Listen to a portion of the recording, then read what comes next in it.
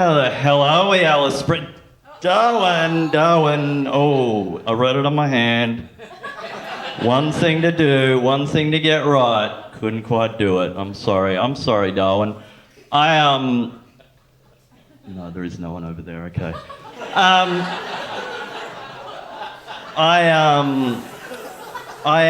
been here a few days now and I am missing Alice Springs a bit, so I've got it on the mind. And if you'd like to make me feel more at home, please feel free to throw bottles and yell faggot in my general direction.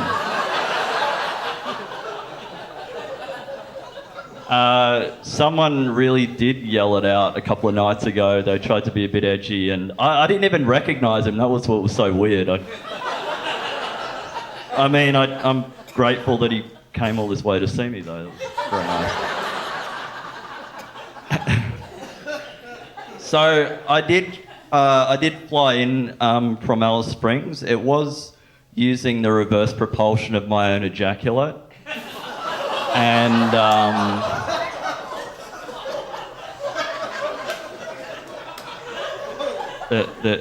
there's another bit to this.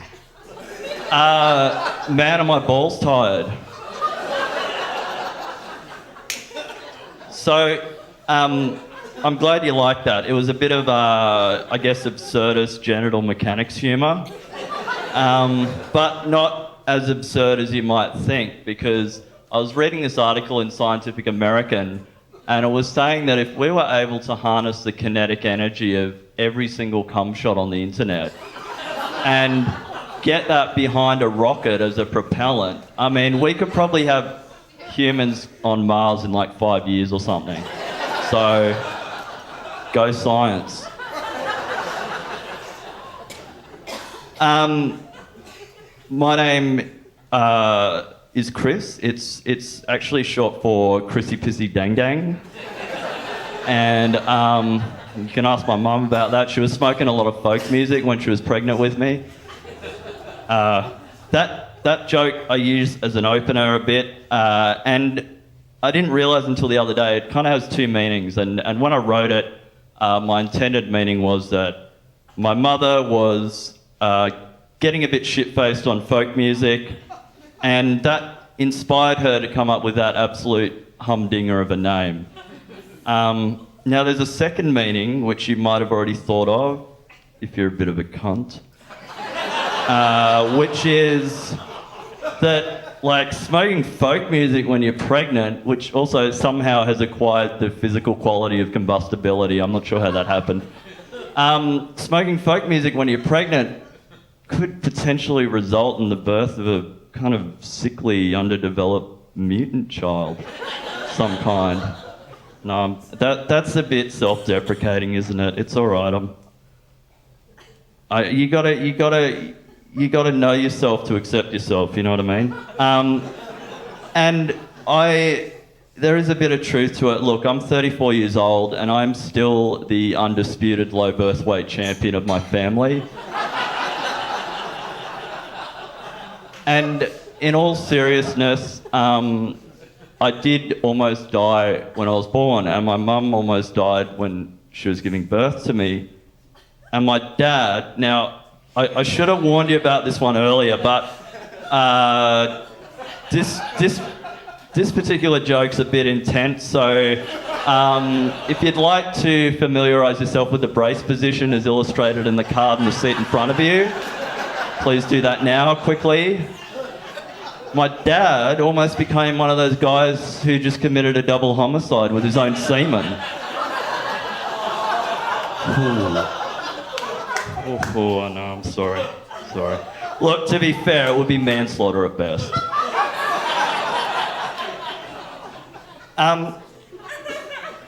So despite that last hilarious bit, the Chris is really short for Christopher, named after Saint Christopher, the patron saint of helping baby Jesus get over a river one time.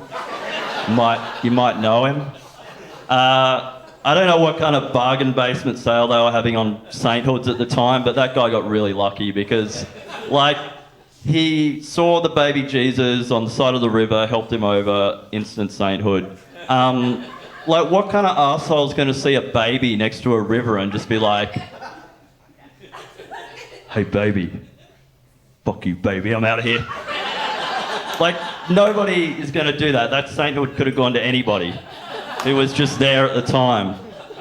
And I think, like, that was a very special time in history when baby Jesus would appear and test people, hand out sainthoods, and maybe, like, send them to hell if they screwed it up or whatever. And I think it really sucks that people got so sceptical and so cynical of him, you know. And I don't know the whole story. He might have died later as an adult or something. Like, whatever the story is, I'm not sure. But it would be so, you know, it sucks that we don't get that anymore. We don't get that miraculous baby Jesus just popping up and testing people whenever he feels like it. Because I'm an atheist, but I don't know if anyone else does, but I really get sick of hearing about, like, the intellectualism of being an atheist and, you know, people like Richard Dawkins getting up on TV and debating creationists all the time. Like, we know creationists are idiots. That, like, why do we need to have this supposedly super smart guy always up on TV telling us how smart he is? I think it would be so neat if, like, a baby Jesus just popped into existence one day, or at one of those debates, just, like, smeared frankincense in his stupid smug face. Like, yeah, what do you think of atheism now, Richard Dawkins? And then, you know, maybe make his face melt off like in Raiders of the Lost Ark or something. Because you got to make a kind of, you know, you got to make a point with your baby Jesus. And I would love that. I would love there to be a baby Jesus comeback. I would love to hang out with baby Jesus. I would smoke weed with baby Jesus. Hell, I would even smoke meth with baby Jesus because I'm not that kind of guy, but you know he's got the good shit. Like, you know that baby Jesus would have the Walter White grade methamphetamine. He would have all of those South American connections. He knows.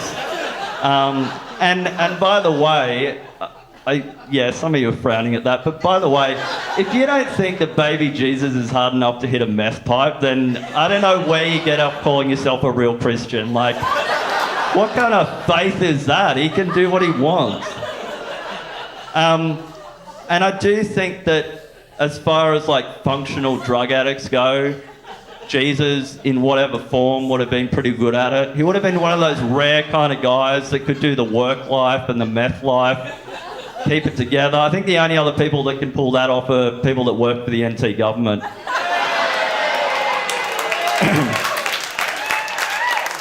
Because, like, really, what are you got to do? You got to turn up to work and not shit yourself. That's pretty much the criteria.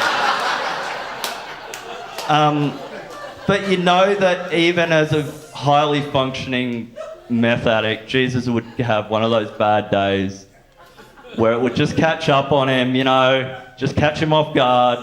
He's hit it a bit hard, and he's tried to do some good, but it just hasn't quite worked out for him, you know.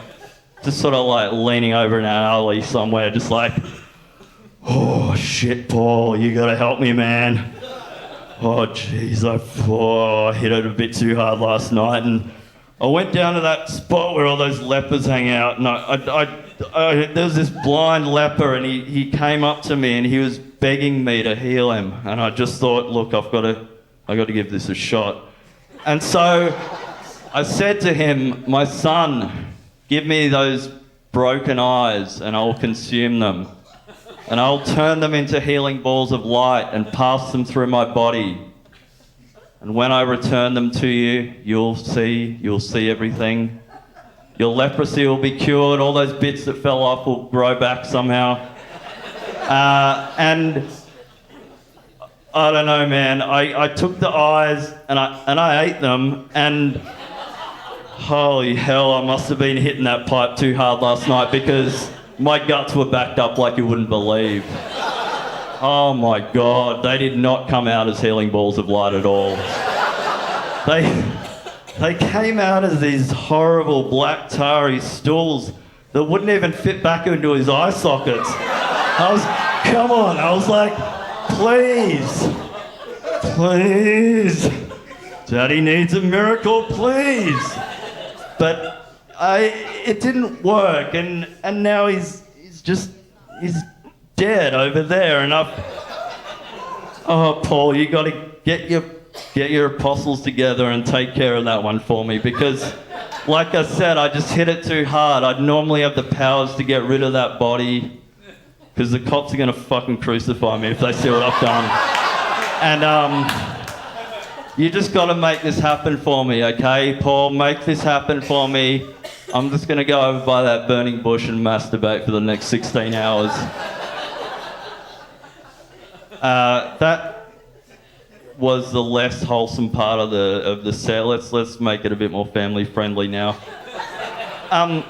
So a bit about me. I'm half Finnish, and something that I really like about Finnish culture, that I think Finnish people secretly like about Finnish culture as well, is that nobody knows anything about Finnish culture. It's just like our own little exclusive club, and you don't get to know about it, which might seem a bit xenophobic, but it's not. They're just really shy, and if you're not them, you can fuck off, basically.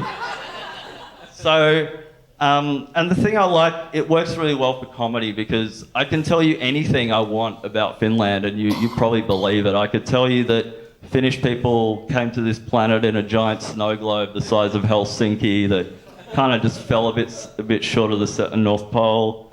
That, everyone was coming out and they were just kind of like, come on out here, Santa Claus. I think we find good place for you. It's a little bit hot, but I think you'll get used to it. Middle of winter, no sun whatsoever, they're still complaining. And so Santa Claus is Finnish. I bet you didn't know that. And it's funny, they've got this show over there where Santa Claus and meth-smoking baby Jesus go around in a van solving mysteries. And it's a documentary. So what I'd like to do for you, I've been watching a lot of YouTube videos of Finnish comedians, and I kind of just was looking for a bit of a unique angle to take from that. But it was really surprising how different Finnish comedy is to like Australian comedy or British or American comedy. It's really, really, really out there. And I thought tonight I would do for you my impersonation of a Finnish stand-up comedian. Just bear with me for 1 sec.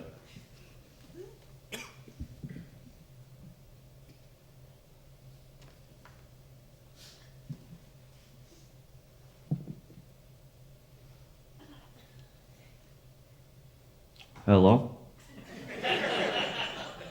Hello, my name is Christopher Pikonen Laatiko Poiko Cinemapäivä.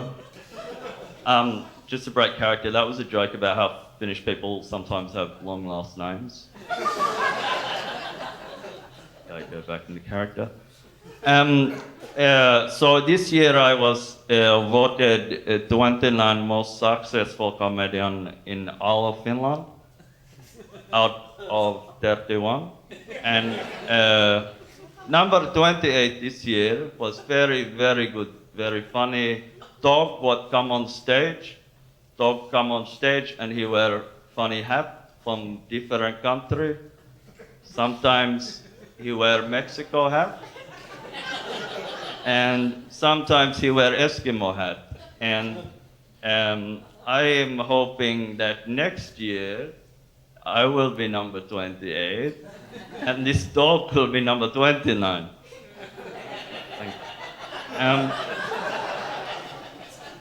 So this one is Joe. My father, he worked for many years in Nokia factory, and he lost his job because of all this automation which come in and robot come and take his job.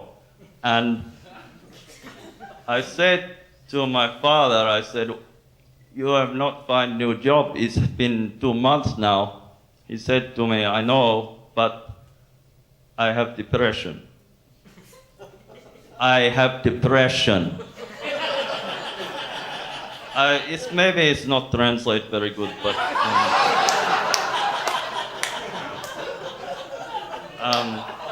okay. I have This one is joke. We have saying in Finland. We have saying you can have as much herring salad. You know what is herring salad? Very good salad, little fish in the salad. And you can have as much herring salad as you like from refrigerator, but you cannot take refrigerator with you when you die.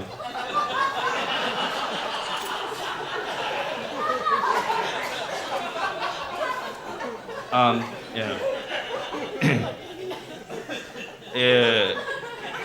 So I am known very famous in Finland for making impersonation. This is where I take voice of other people and I make this my voice sound like these other people.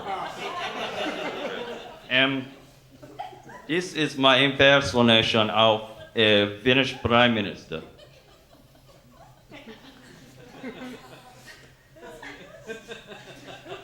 Quack, quack, quack, quack, quack, quack, quack, quack, quack.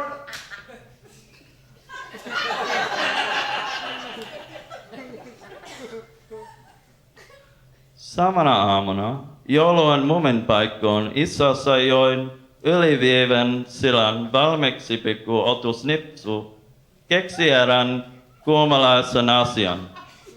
Hän losi eivän uuden tien, sen painu metsän erässä vairoessa paikassa ja I don't think this is my speech.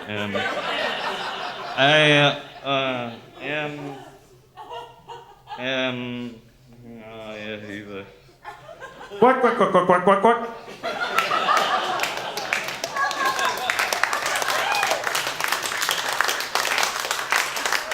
Thank you. I hope you think that I will be number 28 next year after that one. After you hear that one, it's very good. So for my last impersonation for this night is my impersonation of Australian comedian.